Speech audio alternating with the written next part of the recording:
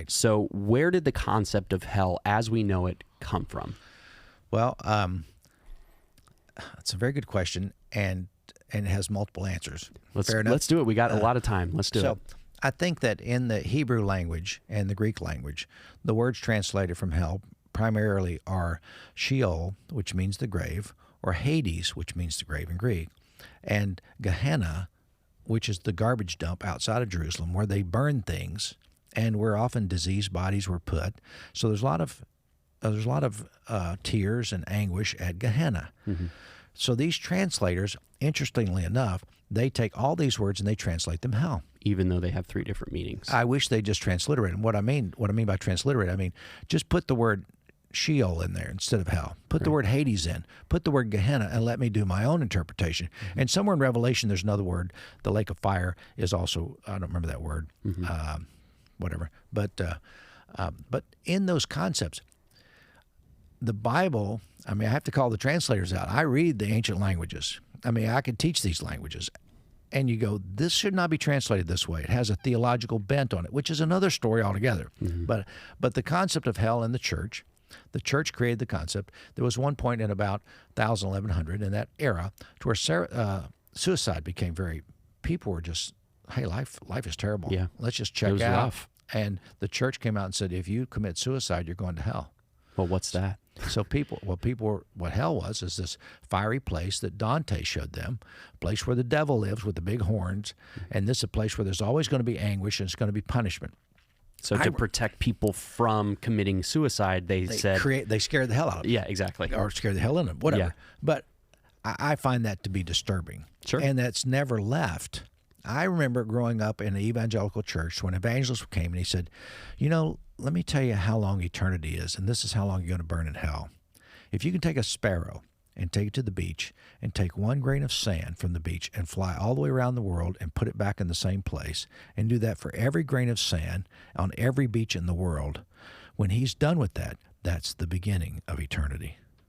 So you're going to burn a long time. Right. If that doesn't, it scared me. Yeah. And I've been saved, 500, 600, 800 times. I mean, I was always just to make sure. I got to be sure. I mean, yeah. I don't want to spend eternity in hell. And then all of a sudden, you grow up and you begin to read the languages, and you go, "There's really no concept of the afterlife in the Old Testament. Anywhere, not in the Old Testament." Right. I mean, you can go through and say, "Well, Abraham, you're going to have as many kids as the stars in the sky. You lived on through your kids, through your family. That's your legacy." Mm-hmm. And I think, but somewhere in there, with the intertestamental period, and also some of this stuff was from other religions, it filtered into Christianity. The concept of hell was not unique to the Jewish culture. Correct. Okay, so then it kind of creeped its way in. The concept of hell was not in the Jewish culture, but it was not unique to Christianity.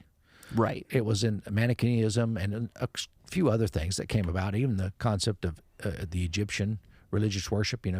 If your heart is not as light as a feather, then you won't be able to make it into paradise. So this whole concept of death and what's coming up.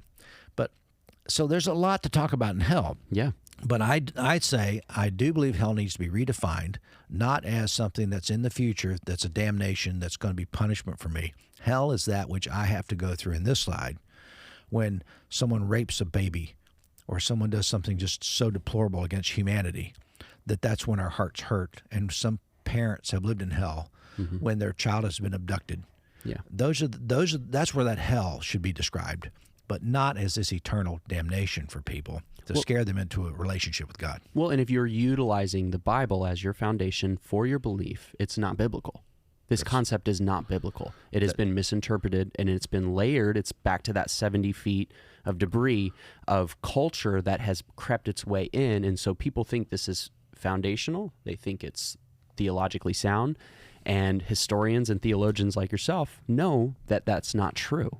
That's right. And so we're playing this giant game of telephone here. You get one translator to translate it one way, and then you have all these different cultures kind of layering all their ideas on top of these things.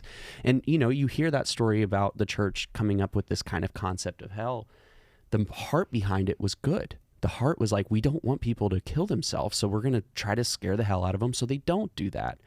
But now it's one of the most damaging messages of the church. Agreed. I cannot tell you how many times I've heard, guys coming in and they come into a church and they're like, this is a great place. I like the message. But they ask about the people in their life. Excuse me. They ask about the people in their life that they're like, well, my dad's one of the best people I know, but he doesn't believe in God or Jesus. But he's a good dude. Yeah. Is he going to go to hell too? Right. And the pastor's like, yeah, he's going to hell. If he hasn't said the prayer, he's going to hell. I've seen pastors say, yeah, my sons have not accepted Christ the way I think they should. They're going to go to hell. I've been at funerals where I'm so sorry, but he's going to burn in hell. And I look at that and go, how outrageous and how infuriating it is to see the damage that we do because of this teaching. Yeah. So the whole concept of hell, now let's shift to heaven. Okay. Because I profoundly believe there's something beyond this life. Mm-hmm. I just don't profoundly believe it's a punishment. I think that there's something beyond it. I think there's some people have phrased heaven as universal consciousness, mm-hmm. a sea of life.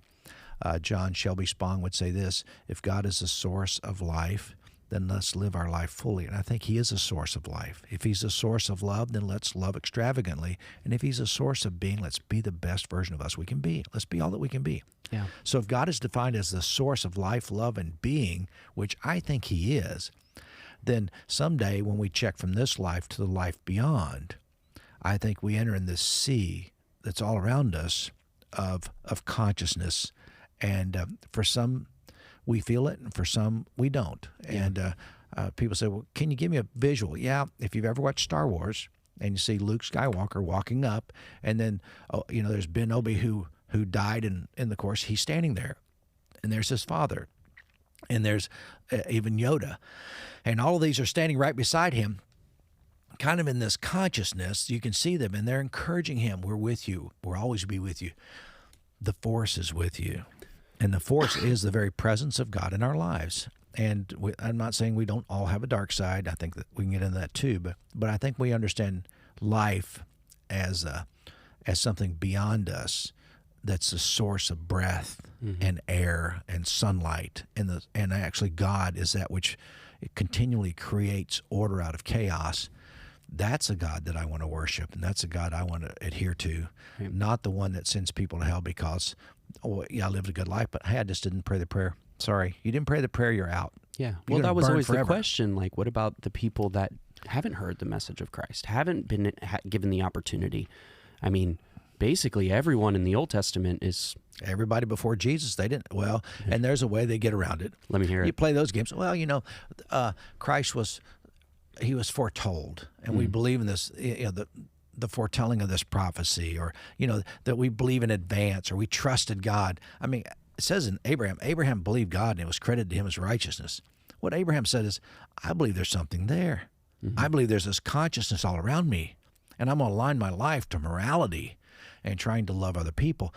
It was credited to him mm-hmm. as righteousness, but somewhere along the line, evangelical Christianity lost that. Right. And we've been in that tunnel, and I just want us to get out of it because it doesn't last, and it's dying. And we don't want to be Europe where our churches are empty. Right. We want a place where there is a vibrant teachings of Christ and the principles of Jesus are still being taught, and community is still being enjoyed. Well, how many times have you heard this people say, like, I like Jesus, I just don't like his followers? Exactly.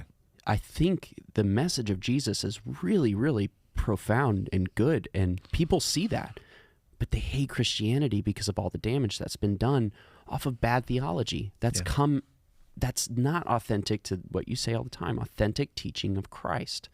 And it was so revolutionary and so against what the Pharisees and the Jewish leaders of that day taught that they killed him for it. Right. And so what is happening today? We've gotten back to that. Yeah. We're modern Pharisees.